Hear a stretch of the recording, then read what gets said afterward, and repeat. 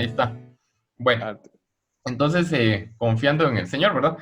Vamos a Josué 3:17. Aquí tengo yo mi Biblia, sí vi que ahí estaban escribiendo, pero no sabía si era por eso. Va, entonces, Josué aquí. Josué 3:17. 3:17. Ujú. Em, Dice, mas los sacerdotes que llevaban el arca del pacto de Jehová estuvieron en seco, firmes en medio del Jordán, hasta que todo el pueblo hubo acabado de pasar el Jordán, y todo Israel pasó en seco. Entonces, pues mi hermano ya había explicado, ¿verdad? Que el pueblo tenía que pasar el río Jordán, y pues era un río que no se podía pasar ni caminando ni nadando, ¿verdad? Por las corrientes. Y especialmente que ahí habla que durante el tiempo de la siega, menciona en unos versículos siempre en no sé si es en ese capítulo o en el anterior, pero dice que las aguas se desbordaban, entonces era un río que tenía un caudal fuerte en esa temporada, pero Dios les hizo saber que cruzando con el arca por delante, entonces se iban a pasar en seco.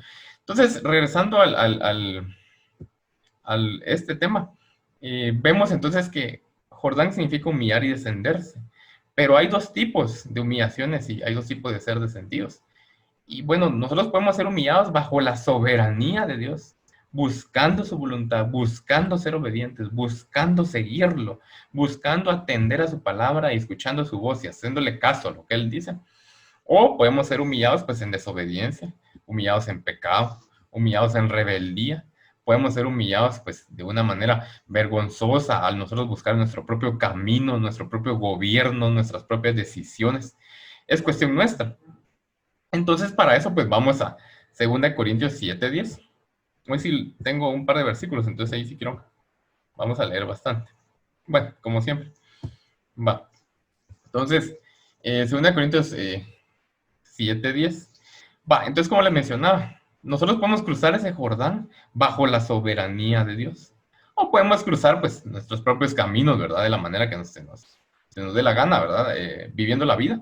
Pero 2 Corintios 7:10 hace una alusión bien clara a cómo es una cosa y otra, ¿verdad? Y dice, porque la tristeza que es según Dios produce arrepentimiento para salvación, de que no hay que arrepentirse. Más la tristeza del mundo produce muerte.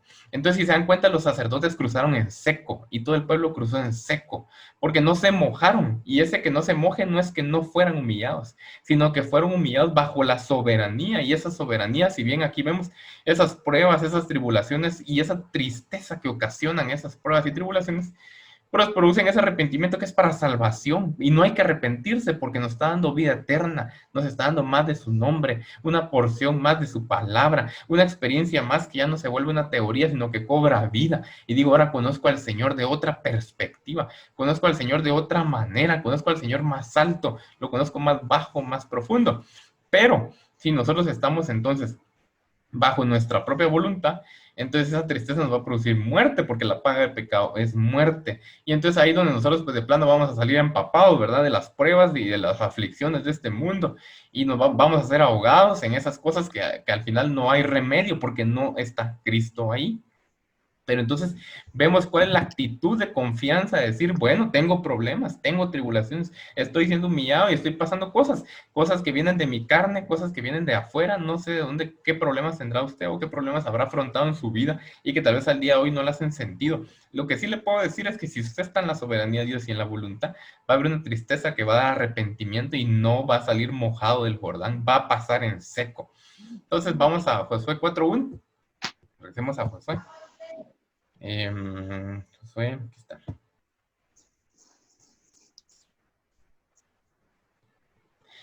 Bueno, sí, el 1 dice, cuando toda la gente hubo acabado el pasar el Jordán, Jehová habló a Josué diciendo, tomad del pueblo 12 hombres, uno de cada tribu. Va. Entonces, esto nos lleva al siguiente punto. Y el siguiente punto es de que entonces pasaron. Pero entonces vino Jehová y le dijo al Señor, a Josué, perdón, decirle a los hijos de Israel que un hijo de cada tribu vaya y tome una piedra. Entonces agarraron 12 piedras, ¿verdad? Y eso ahorita lo vamos a ver, lo pusieron como un memorial para recordarse de lo que Dios estaba haciendo en ese momento. Pero Josué también tomó 12 piedras. Entonces en total tenemos 24. Y podemos ver una diferencia. Si nos vamos ahora siempre en Josué 4, vamos primero al 9. Dice, Josué también levantó 12 piedras en medio del Jordán, en el lugar donde estuvieron los pies de los sacerdotes que llevaban el arca del pacto, y han estado allí hasta hoy. Va. Entonces dice que las levantó del medio del Jordán. Cuando vemos el hebreo, dice que él puso 12 piedras en medio del Jordán. Entonces sí las levantó, pero para colocarlas. Entonces él puso 12 piedras ahí. Bueno, pero los hijos de Israel también agarraron 12 piedras. Y si siguen leyendo la historia, que pues ahorita por el momento del tiempo no la vamos a leer toda, pero podemos ir al versículo 21. Ahí habla de que qué pasó con las otras 12 piedras. Y dice, habló a los hijos de Israel diciendo, cuando mañana preguntaren vosotros, vuestros hijos a sus padres, pero eso lo muevo aquí, y dijeran qué significan estas piedras. Estas piedras eran las otras 12, las de los hijos de Israel. Declararéis a vuestros hijos diciendo, Israel pasó en seco por este Jordán, porque Jehová vuestro Dios secó las aguas del Jordán delante de vosotros, hasta que habéis pasado, a la manera que Jehová vuestro Dios lo había hecho en el mar rojo, el cual secó delante de nosotros hasta que pasamos. Vemos entonces un testimonio doble, en donde Dios estaba haciendo lo mismo 2 veces. Y Dios ya había hecho exactamente lo mismo en el Jordán, había quitado las aguas para que pasaran en seco. Y aquí está haciendo lo mismo también bueno, lo hizo en el Mar Rojo, perdón, y también en el Jordán, para que pasaran en seco. Entonces vemos 2 cosas. Vemos una donde Josué puso 12 piedras en el lugar de la humillación, en medio del Jordán, como un testimonio para que nosotros, aplicando el principio, recordemos lo que Dios hizo en medio del dolor. Pero no solo eso, Dios también nos hace que crucemos el Jordán y que ya en el lugar exaltado, en un nuevo estilo de vida, en donde Dios nos hizo superar esos problemas, como le digo, que pueden venir de adentro, o los problemas que pueden venir de afuera. O puede ser también que Dios no nos quitó la prueba, pero quiso que nuestro corazón cambiara. Indistintamente de eso, pues es un lugar de exaltación que Dios quiera. Y ahí también hay un memorial y hay un recuerdo de esas 12 piedras que nos dicen, ya pasó la prueba y Dios sigue siendo fiel. Y lo hizo en el pasado y lo volvió a hacer. ¿Qué impide entonces que lo haga una vez más? Entonces, tenemos 2 testimonios. Ahora, ¿qué son ese doble testimonio? Uno en el lugar exaltado y otro en el lugar humilde, por así decirlo. Entonces, para eso, para comprenderlo, vamos a Efesios 4:10.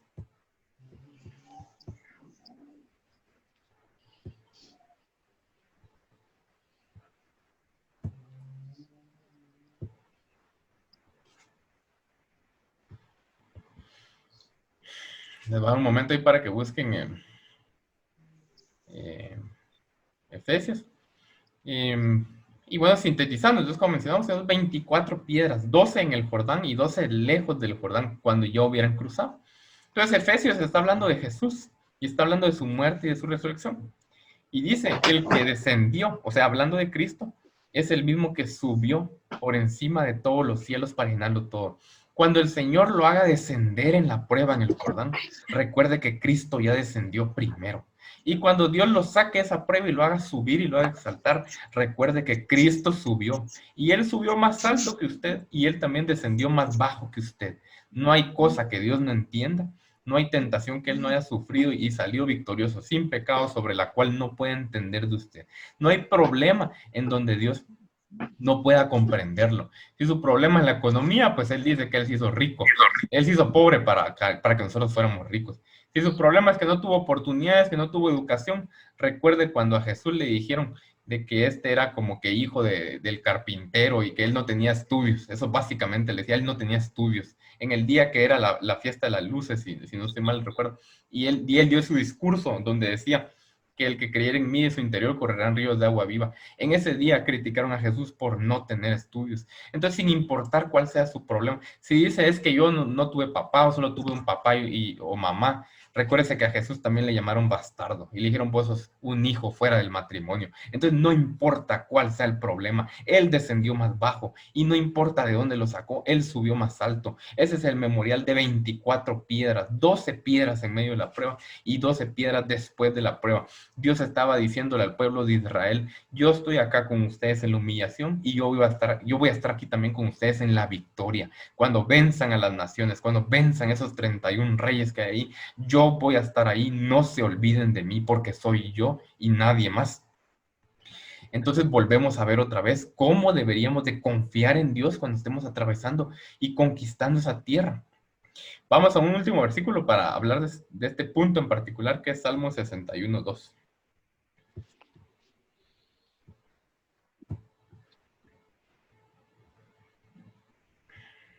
Salmo 61 o 62:1, no me recuerdo, ahorita les digo. No, yo creo que es 62:1. Ah, no, sí es 61:2, ya vi. Bueno, veamos el 61:1 también.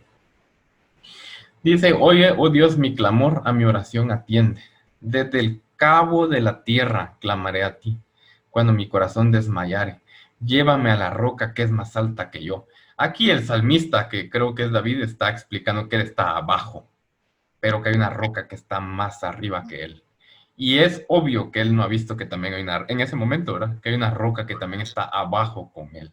Entonces Dios está en todo. Si usted dice, mire, yo toqué fondo, mire, el único que tocó fondo es Cristo. Y si usted, el fondo que está tocando es a Jesús, porque Él está abajo de usted, soportándolo en esas pruebas y en esos problemas. Entonces, sin importar dónde estemos y en el camino, como hablaba al inicio, tan contradictorio ante los hijos de los hombres, Dios sabe lo que está haciendo y Él nos quiere llevar a un propósito eterno, a conquistar esa tierra, a conquistar la tierra en nuestro corazón, a que se forme la estatura de Cristo en nuestro carácter, a vencer esas inclinaciones del mal, a vencer esas tentaciones, a vencer esas 13 maldades que fluyen libremente por temporada sobre nosotros. Ahí está Cristo, que es esa roca más alta que yo. Va, ¿qué más hizo Dios entonces cuando estaban cruzando el Jordán en el pueblo de Israel? Bueno, mi hermano también ya había hablado un poco más de eso, yo lo voy a agarrar por otra perspectiva. Dice que dejaron de comer el maná. Entonces vamos a Josué 5:12. Hoy también quiero que estemos viendo el Antiguo Testamento y el Nuevo, para que pues, las personas que tal vez no llevan tanto tiempo estudiando la palabra o no llevan tanto tiempo en los caminos, pues puedan ver cómo el Antiguo Testamento nos enseña principios, nos enseña formas, nos enseña esquemas, estructuras, diagramas, y nos enseña pues de alguna manera más esquemático lo que Dios quiere enseñar. Y el Nuevo Testamento pues nos enseña el cumplimiento, nos enseña la revelación, nos enseña la luz que hay detrás de las formas y los principios, nos enseña la manera práctica de hacerlos. Pero es como decir que si yo estudio solo el Nuevo Testamento me volvería una persona empírica. Y si yo estudio solo el Antiguo Testamento me volvería una persona metódica. Y yo necesito los dos porque al final la palabra de Dios es completa. Es un candelero que alumbra con 66 luces, una por cada libro, pero que nos enseña a ser diestros en cómo hacer las cosas y nos enseña a ser instruidos en hacerlas realmente. Entonces necesitamos las dos. Vamos a Josué 5:12. Dice, y el maná cesó al día siguiente, desde que empezaron a comer del fruto de la tierra. Y los hijos de Israel nunca más tuvieron maná, sino que comieron de los frutos de la tierra de Canaán aquel año. Bueno, entonces entendamos, no me voy a ir a esos versículos porque serían muchos, pero si nosotros vamos al Éxodo y vemos cuando Israel empezó a recibir el maná, dice que el maná salía de la boca de Dios. Y si nos vamos al Nuevo Testamento, vemos que Jesús dice que Él es el maná que cayó del cielo. Entonces hay un momento en nuestro caminar en donde nosotros empezamos a crecer. Somos salvos, sí, recibimos la sangre del Señor, la recibimos, gloria a Dios. Recibimos su Espíritu Santo, recibimos el bautismo y hablamos en otras lenguas. Y si usted me dice, mire, yo todavía no he recibido eso, bueno, pues nadie lo merece, simplemente es gratis, pero pídalo, porque no es algo que se haga por obra, sino que es un don, es gratuito, y si no sabe cómo, pues oremos, ¿verdad? Va, lo recibieron el Espíritu Santo, recibieron las aguas de su nombre, bueno, entonces me bautizo, ¿verdad? Si no se bautiza, pues que se termine la cuarentena y hagamos algo para bautizar a las personas que quieran bautizarse. Entonces es un don. Yo solo hago el acto de hacerlo, pero Dios hace algo en el bautismo. Y Él me sumerge en su muerte y Él me da, por así decirlo, ese anillo de compromiso en donde dice, mira, yo te voy a llevar a la tierra prometida. Bueno, pues entraron al desierto. Y cuando entraron al desierto, pues había muchas cosas en donde Dios las daba, pero ya necesitaba cierta voluntad de parte nuestra para generar esos hábitos. Entonces Dios dio la palabra en el Sinaí, pero teníamos que ponerla por obra. Dios dio el sacerdocio a la tribu de Leví y la manera de acercarse a ellos a través del tabernáculo, donde Él descendía con su gloria y habían ciertos rituales, pues, para llevar a cabo las cosas y pues tener una relación con Dios. Pues bueno, también necesitamos pues tener esa voluntad, ¿verdad? Y Dios también dio el maná. Y el maná, por así decirlo, era gratis, pero dependía de nuestra voluntad para que nosotros, pues en este caso Israel, se levantara de madrugada, lo recibiera y pues fuera obediente en decir el día de reposo no voy a tomar Israel, no voy a tomar maná, ¿verdad? Em, bueno, pues entonces Dios estaba dando el maná y salía de la boca de Dios. Y ese maná nos enseña o nos enseña cómo es Dios en sus principios, cómo es Dios en su ley, porque era una prueba para ver si íbamos a seguir sus mandamientos o no. Pero de alguna manera era gratis, ¿verdad? Entonces era como diciendo, Cristo está en mí, Cristo está en mí, entonces yo estoy recibiendo de lo que Él me está dando. Pero bueno, llega un punto en donde entonces Israel entró a Canaán y entonces ellos tenían que ahora ya no recibir esa comida que caía del cielo, sino empezar a cultivar y empezar a producir la tierra para que esa tierra diera fruto. Entonces, ¿qué vemos acá? Vemos un principio muy interesante. Y para esto vámonos a Filipenses. Filipenses 3, 8, 9.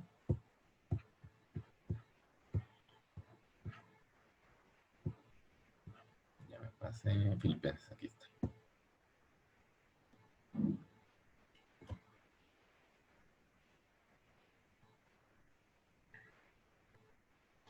Va, dice, y ciertamente aún estimo todas las cosas como pérdida por la excelencia del conocimiento de Cristo Jesús, mi Señor, por amor del cual lo he perdido todo y lo tengo por basura para ganar a Cristo y ser hallado en Él, no teniendo mi propia justicia que es por la ley, sino la que es por la fe de Cristo, la justicia que es de Dios por la fe. Pero esta frase dice, y ser hallado en Él. Y nosotros sabemos que cuando nosotros somos salvos, lo que nos dicen es, mira, acepta a Cristo en su corazón, porque viene esa semilla de vida que une la palabra y el Espíritu, entra en nosotros y tenemos nueva vida, nuestro espíritu despierta, somos nacidos de nuevo.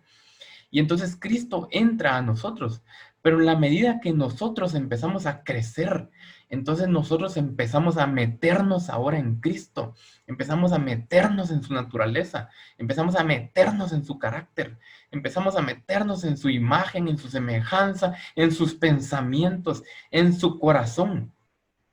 Entonces al inicio viene Jesús y se mete en nosotros, en ese carácter que está roto, que está enfermo, que está destruido, en ese carácter que está viciado, que está lleno de pecado, que está perdido.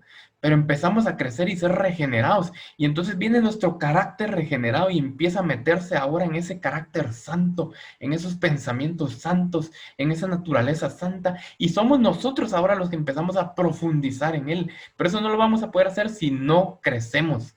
Usted puede pasar todos los años dando vueltas en el desierto, cristiano, yendo a la iglesia, pues poniéndose de rodillas, saltando cuando hay chunga chunga, pero eso no va a cambiar nada si no cambia sus hábitos, si no se mete a orar y si no se pone firme de una vez por todas y dice, voy a enfrentar mi carne y voy a vencerla.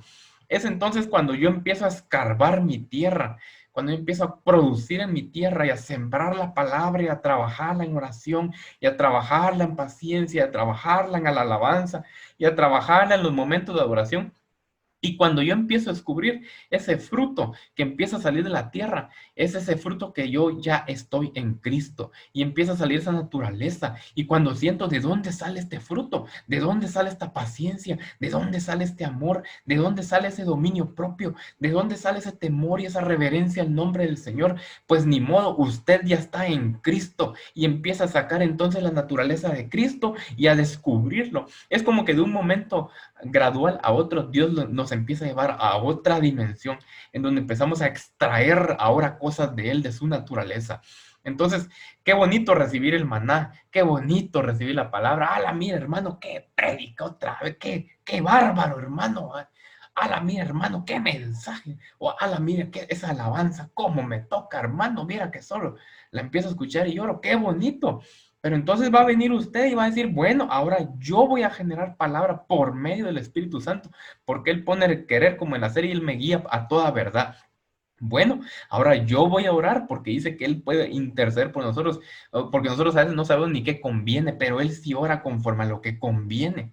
Y bueno, mire, fíjese que yo no puedo, yo no puedo alabar. Bueno, va a decir, bendice alma mía Jehová y bendiga todo mi ser su santo nombre y usted va a empezar a alabar. Entonces usted se va a empezar a meter en Cristo, ya no todo regalado, ya no todo gratis. ¡Hala, qué chilero sentarse a recibir! No. Ahora usted se va a meter a trabajar ahí y va a empezar a sacar las cosas cuando usted sea hallado en Él. Y eso era el anhelo de Pablo, ser hallado en Él. Espero estarme dando a entender. Vamos a ir a otro, siempre de las mismas cosas que Dios hizo al cruzar el Jordán. Este es el último, o también como dice mi hermano, va no mucho tiempo para que no se me aburran y no pierdan la atención. Vamos al último. Dice que Dios quitó el oprobio de Egipto. Oprobio, pues, es vergüenza, escarnio, burla. ¿Va? Hay palabras que a veces uno no sabe en la Biblia y pues tampoco tiene que leerlo, va a detenerse y ver qué significa. Va a ser oprobio. Entonces, aquí vamos, no puse el versículo, pero yo creo que está, si no es Josué 5, es Josué 6. Déjenme verlo porque ayer cabal lo estaba leyendo. Vamos a ver si está aquí. Aquí está. Entonces ahorita les digo qué versículo leer. Entonces viene, aquí no va a leer todo, pero entonces le dijo, bueno, circuncídense. Y los israelitas que habían entrado al desierto se habían circuncidado, pero los nuevos que nacieron no se habían circuncidado. Entonces después de que entraron al Jordán dijeron circuncídense nuevamente, o sea, era una segunda ocasión, porque en el desierto no se habían circuncidado. Entonces leyendo esto, vamos a Josué 5:8. Y dice, y cuando acabaron de circuncidar a toda la gente, se quedaron en el mismo lugar en el campamento hasta que sanaron, que ahí están en Gilgal. Y Jehová dijo a Josué, hoy he quitado de vosotros el oprobio de Egipto, por el cual el nombre de aquel lugar fue llamado Gilgal hasta hoy. Bueno, entonces ustedes se pueden pensar, ¿por qué oprobio? ¿Vergüenza, burla? ¿De qué? Si ya todos los viejos, por así decirlo, habían muerto en el desierto. Lo que estaba aquí era una generación nueva. Entonces, ¿qué oprobio? Si yo, a mí me dicen, mira, fíjate que tu abuelito sufrió un montón en El Salvador, y yo, ¿qué voy a saber? Si yo ni nací, ni me enteré, solo me lo contaron. Pero de alguna manera Dios estaba diciendo que había oprobio, había vergüenza. Entonces, para eso, vámonos a Éxodo 20. Vamos a los 10 mandamientos. Ese es ¿dónde está? Aquí está.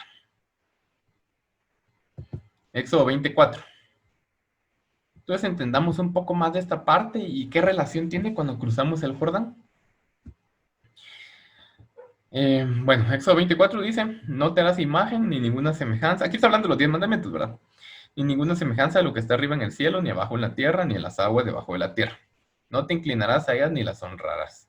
Porque yo soy Jehová tu Dios fuerte, celoso, que visito la maldad de los padres sobre los hijos hasta la tercera y cuarta generación de los que me aborrecen, y hago misericordia a millares, a los que me aman y guardan mis mandamientos. Entonces, nosotros estamos hablando de un proceso de crecimiento espiritual. Estamos creciendo y estamos madurando. Y si usted se recuerda el día de su salvación, usted se recuerda que usted era una persona victoriosa. Dice, yo alcancé la salvación, soy libre, tengo vida nueva, el Señor me ha cambiado, ya siento que voy a tirar todo por el Señor y voy a empezar a caminar. Y voy a empezar a seguir esta vida santa. Yo quiero más de Cristo. Y entonces empezamos a crecer y vamos de gloria en gloria, de victoria en victoria. Pero llega un punto, hermano, en donde viene y Dios destapa y empieza a destapar esas cosas que llevamos dentro y empieza a destapar pasiones de la carne que no conocíamos y empieza a como que otra vez estuvieron yendo para atrás. Puchica, pero si esto ya lo había vencido, dice uno, ¿por qué otra vez en lo mismo? Y uno empieza a sentir una contradicción en lo que realmente o aparentemente uno había crecido, porque sí es real, pero uno piensa que es aparente, que es una apariencia, que no hemos avanzado en nada. Y entonces empezamos a volver a sentir ese oprobio de Egipto, esa vergüenza del mundo, esas cosas que el mundo, cuando nosotros vivimos en el mundo, que no podíamos dominarnos, que no podíamos controlarnos, que no podíamos dejar esas cosas a un lado, por un lado. Y por otro, pues Dios también trabaja de esta manera. Dios destapa cosas que no sabíamos de nosotros. Y muchas veces Dios nos permite lidiar con problemas que venimos heredando, tanto adentro como afuera, de nuestros antepasados. ¿Qué culpa es que usted haya heredado deudas, tal vez de generaciones pasadas, y no era su problema? O que usted ahora tenga muchas más limitaciones porque una generación pasada lo perdió todo, tuvo malas decisiones. O que usted tenga inclinaciones porque esa era la tradición en su familia, ciertos pecados que ya son tradiciones de su familia. ¿Qué culpa tiene de eso? Pues bien, bueno, el Señor dice, vamos a circuncidar todas aquellas cosas que no vienen de nosotros, sino que nuestras generaciones pasadas nos vienen cargando en nuestras vidas, ese oprobio. Ahora, la palabra también es bien clara, dice que cada quien muere por su pecado. Pero algo sí es cierto y lo dice la Biblia. Nosotros sí podemos heredar maldición y podemos heredar cosas o maldad de generaciones pasadas, pero asimismo nosotros también podemos darle a nuestras generaciones la bendición para que ellos también la hereden. Entonces Dios estaba cortando, por así decirlo, esas cosas que venían arrastrándose de Egipto, esas maldiciones, y venía marcando un nuevo linaje para dar bendición a las generaciones futuras. Entonces también, cuando enfrentemos esas cosas, solo recordemos, Dios ya venció. Lo que yo no puedo vencer, que es mío, pero también Dios ya venció aquellas cosas de las cuales yo no soy responsable, que simplemente las heredé y que qué culpa tengo de lo que me pasó en mi infancia o de lo que me pasó por causa de mis generaciones pasadas. Él ya lo venció también y Él va a circuncidar en nuestro corazón esas cosas y las va a cortar para que entonces cuando entremos y empecemos a luchar esas batallas, tengamos la convicción y la certeza de que la justicia es de Cristo y que Él nos va a dar la victoria y que Él va a cortar, Él lo va a cortar. ¿Pero cómo? Solo si yo cruzo el Jordán, solo si yo estoy dispuesto a ser descendido, humillado, hundido, traído abajo, bajo la voluntad del Señor, bajo la soberanía de Dios. Si no, pues ni me cuente, pues, ni qué problema le van a venir. Y ahí sí que podemos hacer, pues, porque usted está buscando rebeldemente las cosas que no son de Dios. Y si ha estado rebeldemente, pues entonces regrese, regrese. Yo créame que yo identifico cuando Dios me está corrigiendo, cuando me está poniendo tropiezo, cuando me está identificando. Y solo digo, y Señor, bueno, pues yo no puedo vencer.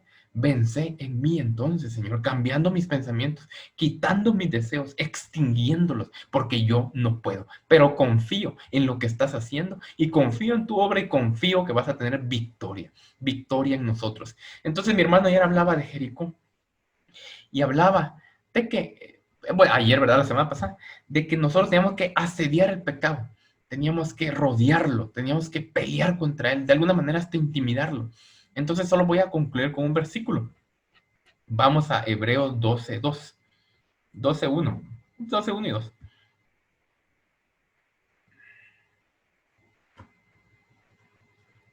Y entonces concluyo con esto, para que en la medida que sigamos estudiando la palabra y usted siga teniendo experiencias, tenga más entendimiento de quién es el Dios que le está pidiendo en quién confiar, quién es el Dios de todo lo que está haciendo, para que tengamos la convicción de que vamos a vencer, vamos a alcanzar el propósito. No es el propósito de tener casas, carros, tener un buen empleo, una familia exitosa. Dios va a añadir lo que Él tenga que añadir. Pero indistintamente de lo que Dios añada y de lo que Dios quite, al final Dios va a dar la victoria del propósito eterno, del plan maestro para nuestra vida, de ser igual a Él, de adorarlo con todo y de amar a nuestro prójimo. Eso es el propósito eterno. De ahí lo demás, mire, si usted está pidiendo más placer, le va a venir más dolor. Y si tiene poco placer, le va a venir poco dolor. Quiere un montón de cosas, multitudes bueno, ahí Dios se las da, pero acompañado en la misma proporción viene el dolor, porque las balanzas de Dios son justas. Vamos a Hebreos 12:1. Dice, por tanto, nosotros también, teniendo en derredor nuestro tan grande nube de testigos, despojémonos de todo peso y del pecado que nos asedia.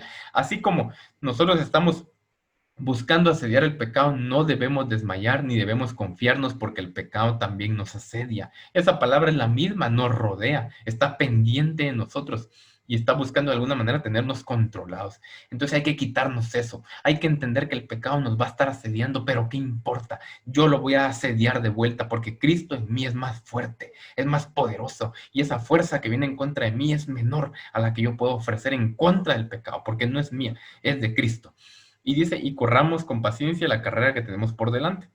Puesto los ojos en Jesús, el autor y consumador de la fe, el cual por el gozo puesto delante de él sufrió la cruz, menospreciando el oprobio, entonces nuevamente va a venir vergüenza del mundo, va a venir humillación del mundo.